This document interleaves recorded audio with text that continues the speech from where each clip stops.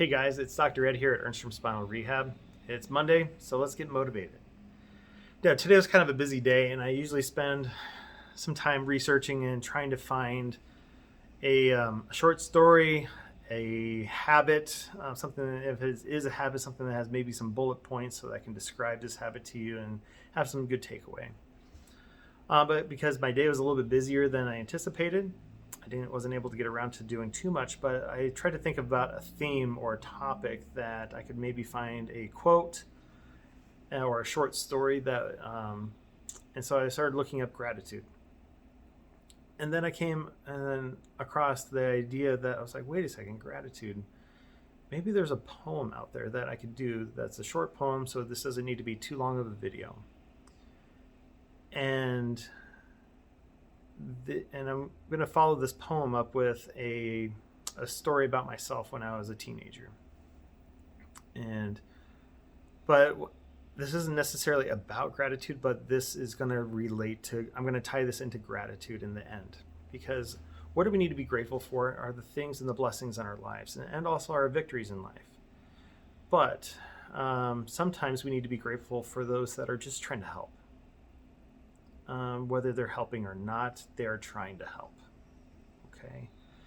And there was a poet that when I was in elementary school, our school librarian and our teachers just loved to just have a time where they would sit and read the poems of this poet to us. And a lot of them were very silly, and they talked about very immature things,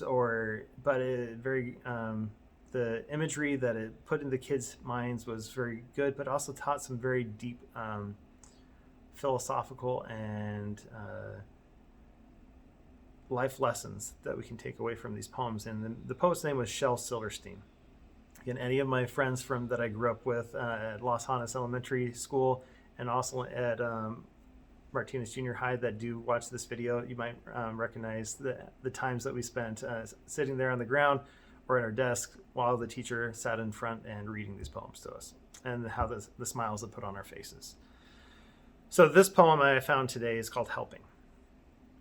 Agatha Fry, she made a pie, and Christopher John helped bake it. Christopher John, he mowed the lawn, and Agatha Fry helped rake it. Zachary Zug took out the rug, and Jennifer Joy helped shake it. And Jennifer Joy, she made a toy, and Zachary Zug helped break it. And some kind of help is the kind of help that helping is all about.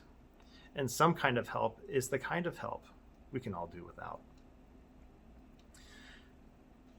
Now, to get into the story about when I was a teenager, I was in the only play that I was in as a teenager back in the Bay Area in California. Again, some of you watching this video will probably even remember this exact thing happening.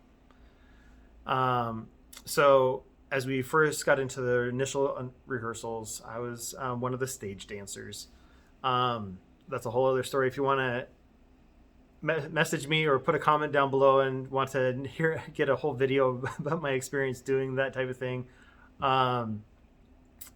Anyways, as we were doing this, there's one part in the play that was supposed to be very chaotic. It was where we were these people from a pioneer time, and there's a mob that was chasing after us, and we're running across the stage, and we're supposed to create a chaotic pattern, which sounds contradictory and oxymoron to say a chaotic pattern, but something that we could do that would show chaos but also be reproducible over and over again, so that we could prevent accident and injury on stage when we would have risers. And so, but the first couple times we were just supposed to run around with pandemonium and just try to do something, right, that would be not predictable or not look predictable. And so I was following one of my friends, and all of a sudden, again, out of pandemonium and chaos, he stops on a dime. And as he stops, I take my next step before I could react. And my next step took my toe of my right foot and pulled my toe back so far that the crease ended up tearing.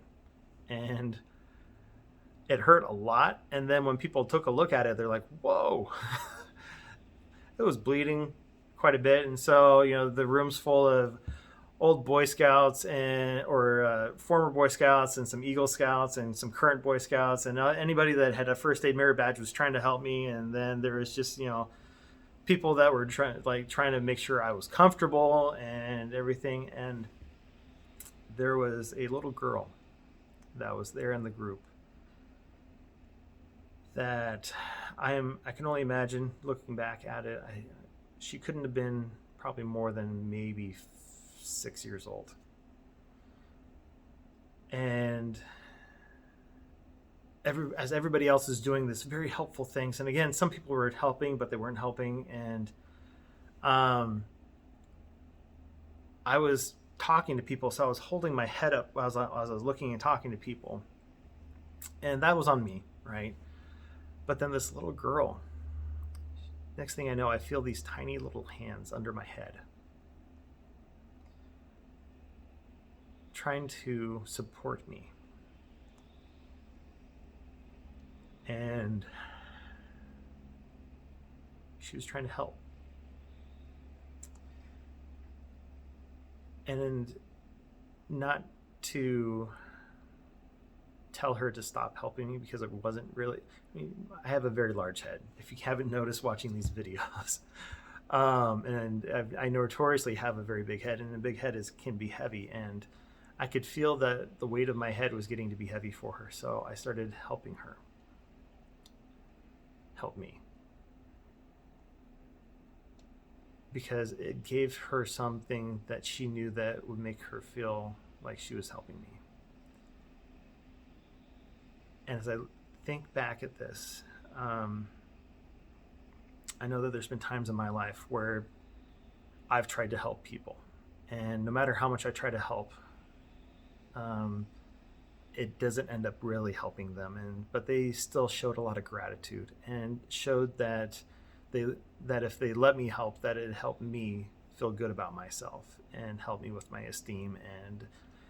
And a lot of times that's what helping is that it's more sometimes for the person trying to provide the help than it is for the person receiving it.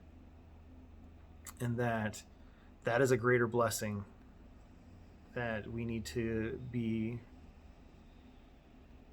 alert to and recognize and show some gratitude, regardless of whether that help was requested or provoked. But the spirit of the help and the intent of the help was genuine.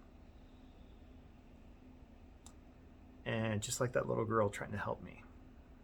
And I was very grateful, and it touched my heart that she was trying to do something. No matter how insignificant it was in helping, but the character and nature and spirit behind it was genuine and sincere. So when people are out there trying to help you, whether it's the kind of help that helps or not, be grateful that somebody even cared. All right, we'll see you guys next time. Hit the notification bell. Like, subscribe to this YouTube station if you like these messages just on the motivational part, or if you're interested in the Get Moving, the intermittent fasting, or the Get Metabolic aspects of it all as well. Share this with somebody that you think that might need today's message on the other platforms that I'm sharing this on Instagram and Facebook, or repost it from my YouTube station onto your own platforms as well. All right, we'll see you guys next time. Thanks.